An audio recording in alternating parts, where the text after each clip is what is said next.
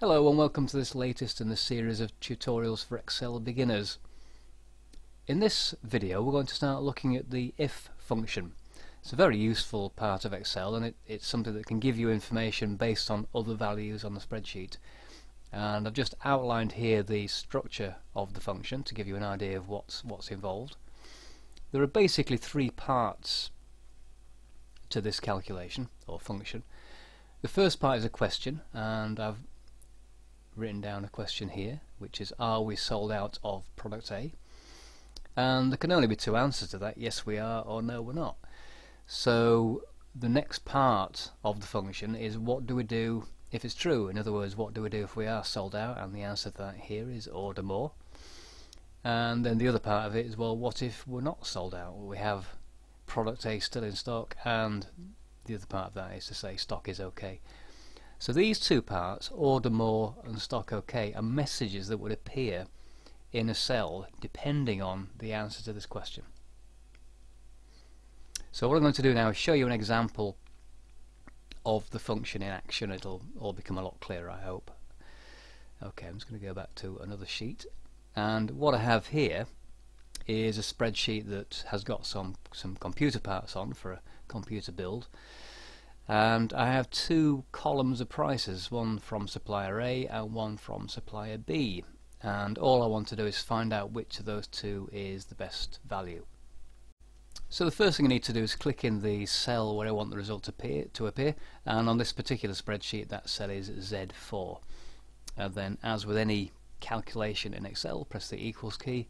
That tells Excel that whatever follows will be part of a calculation, or in this case a function. Type the name of the function, which in this case is pretty straightforward, just the word if, and then we do open bracket, that's shift and the number 9 on the keyboard, and then I'm going to click on the value in supplier A, because the question I want to ask is supplier A cheaper than supplier B?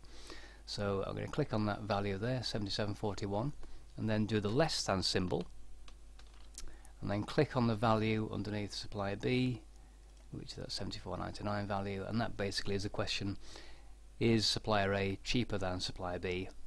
And as far as the formula is concerned, it is x4 less than y4. So I'm going to type a comma now to separate this part of the function from the next part, which is what I want to have happen if it's true. And all I want is the word to appear on the screen, or the words supplier A, indicating that supplier A is the best value. So I'm going to simply type out supplier A, and you notice I type that between quotation marks because it's a piece of text rather than the value. Again, a comma, and the final part is, what do I want to appear on the screen if the question is not true? In other words, if supplier B is the best value, well, obviously I want the words supplier B to appear, and again between quotation marks to indicate it's text rather than the value. Close the brackets, which is shift and 0. And if we go back and look at the formula bar, just check that function again. So equals if, that tells Excel which function it is. Again, between parentheses, all the parts of the function, the first part of the question is x4 less than y4. The second part, what do we want to appear on the screen if that's true, supplier A. And the final part, what do you want to appear on the screen if it's not true, supplier B. So I'm happy with that. I'm going to click on the tick to accept that. And if we go back to the spreadsheet, we'll see supplier B appears as the best value supplier.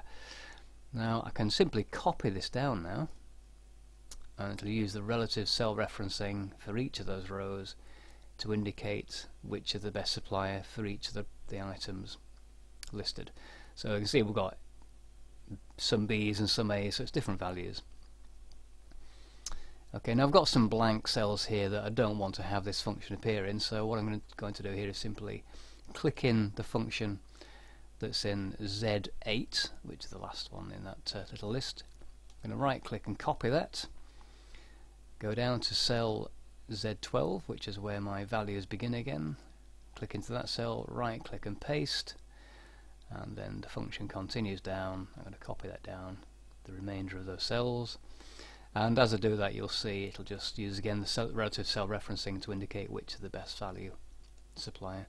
So that's just a very simple example of using the if function. You can see how quickly it is to create. You can see the different parts of the function.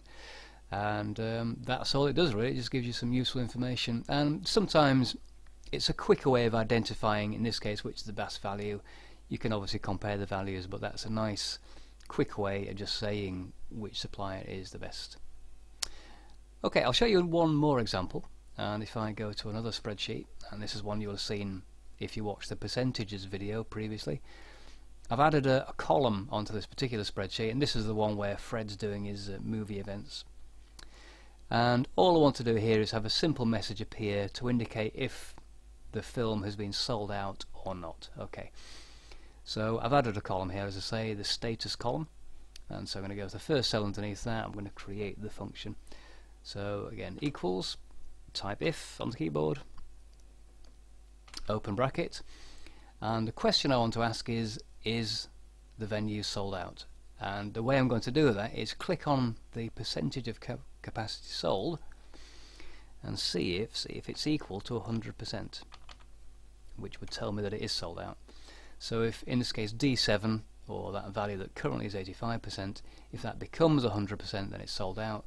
So if it is 100%, what do I want to have happen? Well, I'm going to type the comma first to separate the two parts of the argument, or the different parts of the argument in the function. And the first thing I want to have happen is the word sold out appear. I'll do it all in capitals so it's very dramatic. There we go.